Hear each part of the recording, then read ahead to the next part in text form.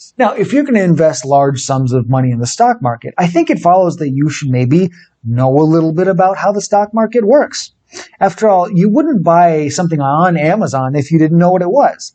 Financial products like Amazon stock are no different. So now we're going to go over some basic concepts that we'll expand on in a future video, probably on Not Lern. So first off, what is a stock? Well, when a company gets big enough, it may decide to go from being a private company to being a public company, or a publicly traded company. In doing this, it issues shares of stock in what's called an initial public offering, or an IPO. This can help private investors fully realize gains, as this comes with a premium on existing shares. Once shares have been issued in the primary market and the stocks are out there and available, people who got in on the ground floor during the IPO then go and trade those stocks for what's called the secondary market. This is likely where you'll be buying stock if you get an investment account with your brokerage. Stocks are sold on various stock exchanges throughout the world. The NYSE and the NASDAQ are the big American ones, and really the NYSE is the worldwide big boy. The US actually has 13 stock exchanges overall. Fun historical note, the idea of splitting up your company into a bunch of pieces based on how much people put in and how many people took part probably dates back to the 1600s, when European explorers would raise money by selling off claims to a share of their profits. The first modern stock market, however, was the London Stock Exchange, founded in 1773. There are some different types of stock, like preferred stock versus common stock, but the fundamental thing you have to understand is that buying a stock is buying a share of a company. It makes you part owner. Now, you're only a 40 millionth of a percent owner, but you're there. You got a piece of the action. When you buy a stock, you are essentially voting your confidence in a certain company using your money. Now, understand that stock prices are not necessarily tied to the intrinsic worth or productivity of a company. They can be very speculative. A single share of Tesla stock is worth about $14.17 right now. With about 180 million shares outstanding, that puts them at a market cap of around $262 billion. So that's their valuation, their market cap valuation. Is that a fair price for them? Are they actually worth $262 billion? Fuck no.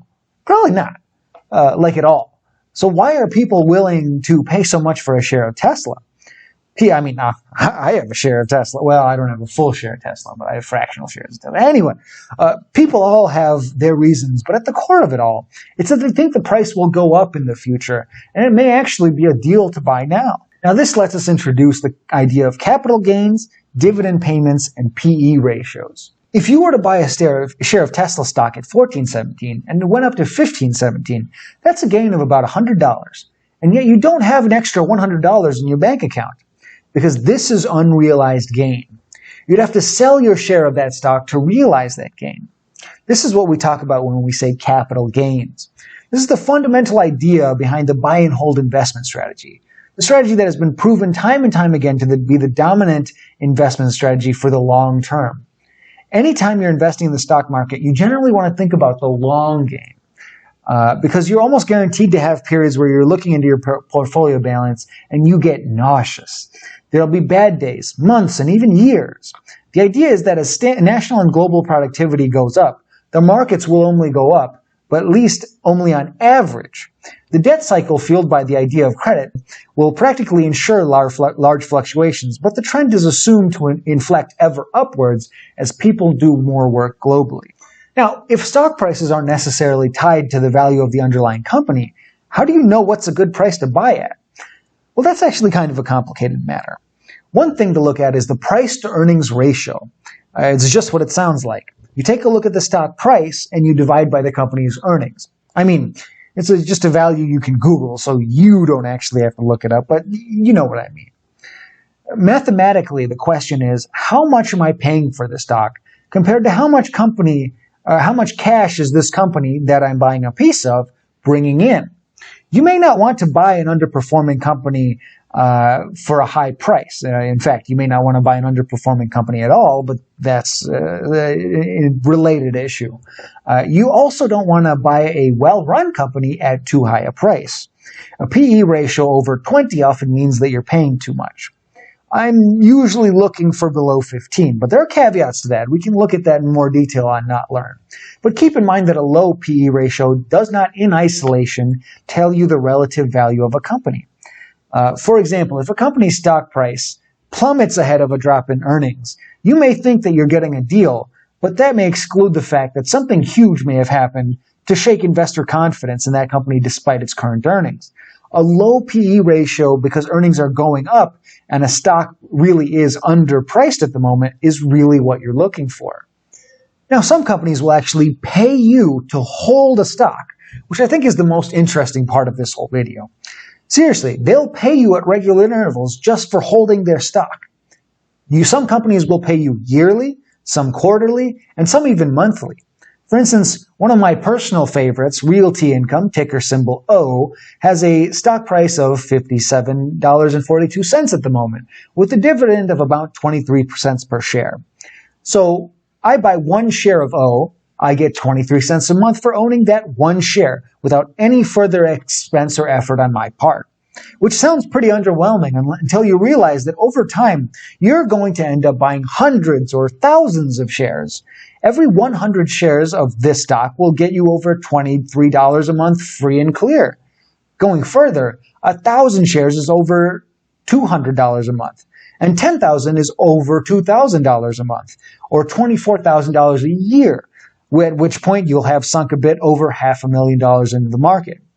Returning for a moment to our original example of a person who wants to spend $50,000 a year in retirement, an alternative way of going into retirement is by building a stream of dividend income that covers your costs entirely or in part. If you have a $1.25 million account with a 4% dividend return, you could potentially live off your dividends alone without ever touching your capital. You can keep your original $1.25 million in there and just take off the excess dividends every year. In which case, you could theoretically stay retired no matter how long you lived, as long as your expenses didn't go over $50,000 a year. Of course, dividends can be cut, so perhaps you'd transition over to bond funds or something at that point. Now, one thing you've probably noticed about these savings figures, they seem kind of daunting. I mean, lots of you are probably hoping to live on more than $50,000 a year during retirement, and you might find the prospect of saving at least $1 million to be a tall order. Well, what you got to understand, especially if you're young, is that you've got two big factors that determine how much of a nest egg you end up with: the rate at which you save and the time over which you have to save. Of these two, the biggest factor is generally going to be how long you save. Young people have time on their side. If you start saving early, you'll ultimately end up with more than if you'd waited. In fact, dramatically more. Why? Because of the power of compound interest, a concept that will make more sense now that we've introduced the idea of getting dividends, payments a company will give you just for holding their stock. Take a look at this graph illustrating three scenarios taken from JP Morgan Asset Management. Here, we see the savings trajectories of three individuals, each of whom have invested the same amount per month for varying amounts of time, assuming average market conditions. One of these people saves for 10 years and relies on interest alone afterward. The other two have 10 years difference in their saving history, but contribute the same amount each month anyway. You can see that the one who started 10 years later ends up making substantially less than the one who started earlier, including the person who ended up only making active contributions for 10 total years instead of the like 30 or 40. Now, of course, if you took this example out a few more years, the curves for the lady who stopped making contributions and the guy who started late would intersect. But the point is that starting early is a huge advantage, and making regular contributions is crucial. Look at how much the guy who started early and never stopped made, almost twice the final savings of the second place saver. So how can this be? I mean, the difference just seems so significant. Well, it all comes down to the power of compound interest and the way dividends play into that. See, here's how compound interest is calculated. The important thing to note here is that compound interest payments, that with compound interest payments are not calculated with just the original principal. Rather, they're recalculated using the running total once interest has been added on. Using Realty Income again as an example, right now they pay around 23 cents per share. Over time, they're going to grow it to 24 and 25 and 26 cents per share. Once you've bought around 30-ish shares, you'll be making enough off of dividends to buy an entire extra share each month off of just your dividends. So your shares will be buying more shares regardless of your continued input. Eventually, they'll be buying more than one share at a time every month. And as you put more money in, your expanding total starts to make more money for you faster. This exponential acceleration is what characterizes the miracle of compound interest. Note that this effect is negligible at earlier stages of the saving process, and your first dividend payments will seem a little underwhelming for some time. But if you want to reap the benefits of compound interest, you'll have to just stick it out and keep adding to that nest egg regularly. Here's another example. If you have an account with an initial deposit of $6,000 and you add $4,000 a month for 7 years, assuming the S&P 500 return of about 9.8% over the long term, which admittedly won't necessarily hold for a short term of 7 years. In fact, it's likely not to hold during a short term of 7 years, but more on that later. And monthly compounding, you end up with about $491,095 in under a decade. More important than the final count, look at how that progresses if we carry that out over 20 years. We end up with over 2.8 million this time. But direct your attention to the table form of this graph, where we can see how this ramps up over time. There's about a $50,000 difference between the initial value and that at 1 year, because that's about how much you're going to end up putting in with that base contribution rate. And for the next few years, we see roughly the same thing, just slightly more from year to year. But once we reach even 4 to 5 years in, we start to see this change. Going from year 4 to year 5 is about a $76,000 jump. From year 5 to year 6 is about $85,000. And this ramps up every year until finally from year 19 to year 20, we see a nearly $370,000 jump in a single year, all without ever raising the amount that you contribute each month. You're still only putting in about $50,000 each year, but you're getting so much more out of it. If you started doing this at around age 30, you could have nearly $3 million by age 50. Enough to retire on almost $150,000 a year if you get a little over 4% dividend yield. Taking this particular example out to 30 years, we see that this pattern of saving would yield a final balance of about $8.2 million. Now, reasonable people might point out that $4,000 a month is maybe pretty much untenable for them. Fair enough. A more modest example comes in the form of someone who starts from zero and invests only $1,000 a month. Over 20 years with 9.8% average return and semi-annual compounding, we end up with just over $700,000 at the end of 2 decades. Once again, pretty respectable despite the monthly contribution being significantly lower. And keep in mind, 20 years is kind of on the lower side if we're talking about planning for conventional retirement. If we aren't planning on retiring early and we're going to be reinvesting the dividends, it might be useful to look at this example over 30 or 40 years. So taking this same $1,000 a month contribution schedule out another 10 years under the same assumptions, we end up with just over $2 million. And if we take it out yet another decade, we end up with $5.5 million. And this is just with $1,000 a month and starting from zero. If we go one step lower, and we'll see that it does become harder to capitalize on compound interest if you aren't pumping enough in to begin with, and the interest rate you actually end up seeing makes a difference as well. So starting from zero, contributing $500 a month, and assuming only 7% returns compounded semi-annually, we see that over 30 years, we only get about $590,000. So I'd aim for at least $1,000 a month of contributions if you can, as that same scenario ends you with almost $1.2 million if you simply add the $1,000 a month instead of the $500. And I hope that kind of demonstrates how compound interest, something Einstein called the eighth wonder of the world apparently, can save you uncanny amounts of money over time, and how best to take advantage of compound interest. These scenarios so far have assumed that you're planning on retiring around the usual age, somewhere around your mid-60s. But it's probably dawned on a lot of you by now that there's no reason that this has to be the case. And you're right. You can totally retire long before your 60s. One option is to just find a huge money shovel and get to shoveling. If you maybe start a business or have a really lucrative job, you may have a very clear route to this outcome. Otherwise, you may have to learn to live very frugally and invest aggressively while you're young and willing to tolerate risk. In fact, there's an entire community centered around this idea, the FIRE community, or Financial Independence Retire Early. Some of these people stretch their dollars to where they're saving 90% of their income. We're going to take a totally separate Not Lern video on them soon, as that's really its own world, a rabbit hole within a rabbit hole. If you'd like, you can actually set up investment accounts that are privately run by you and can take advantage of any or none of these tax advantage strategies completely separate from your employer.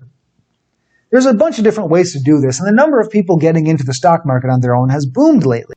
Large swaths of the personal investing market are facilitated by companies like Robinhood, Webull, and M1 Finance.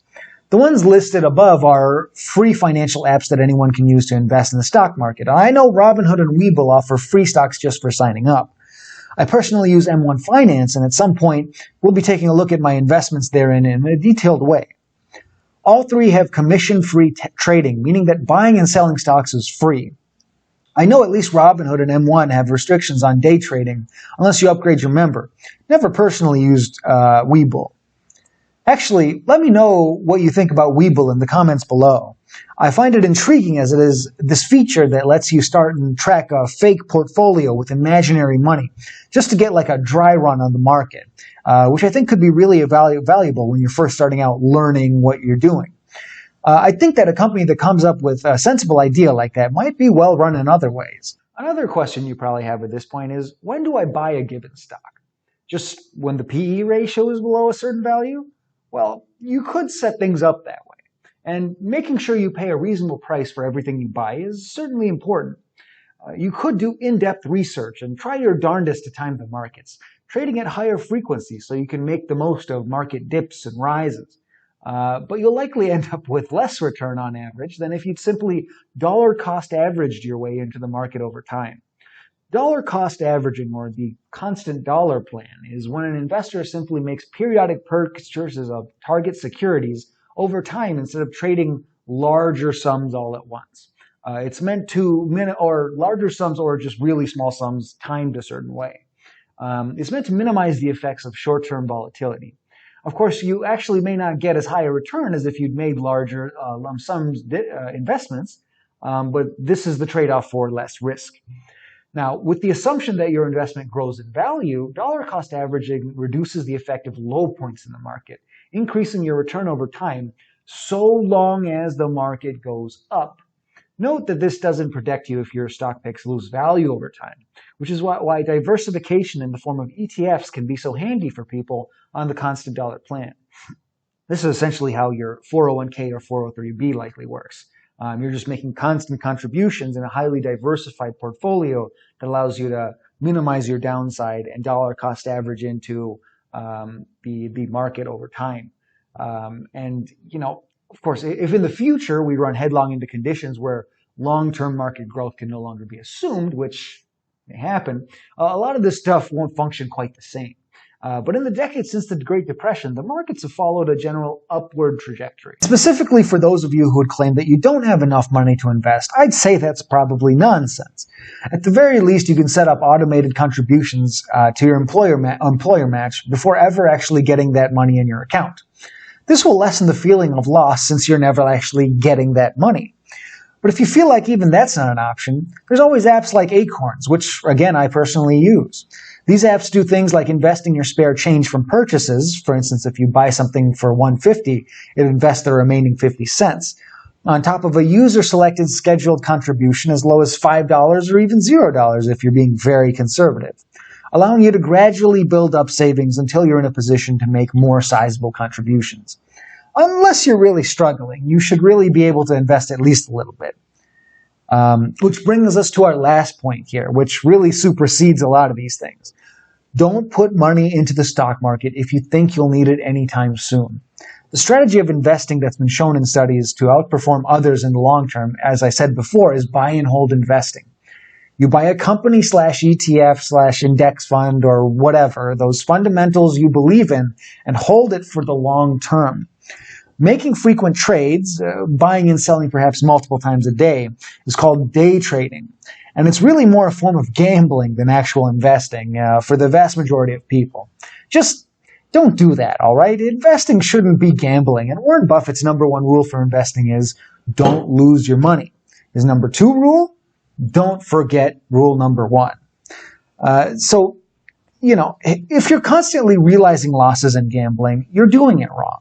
That might be fun for you, but let's not mistake that with actually investing. This leaves us in a position where any money we put in the stock market is essentially lost for a long time. You got to anticipate that and be able to weather the storm.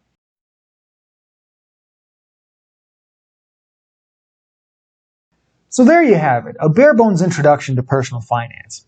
To recap, credit is almost a fundamental fact of life, like death and taxes. The stock market is most people's only chance of retiring on time.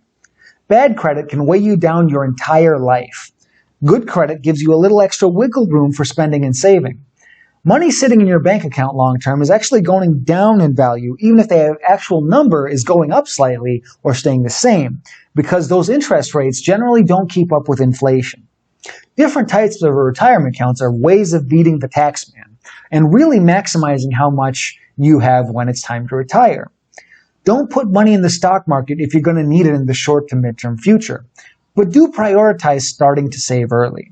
As always, don't forget to drop a like if you got value out of this video, and subscribe and hit that bell notification button if you'd like to continue our broad exploration of reality and see more educational content like this. We'll have a corresponding blog entry, link in the description, that I'll use to elaborate a little further on some of the concepts introduced here. And head on over to Not Lern, where we'll have follow-up videos to all the big Learn segments at shorter intervals. I'll have a lot more to say on investing, COVID, fitness, diet, finance, a lot more over there. That's it, guys. Glad you stopped by. We'll see you again in a month or two.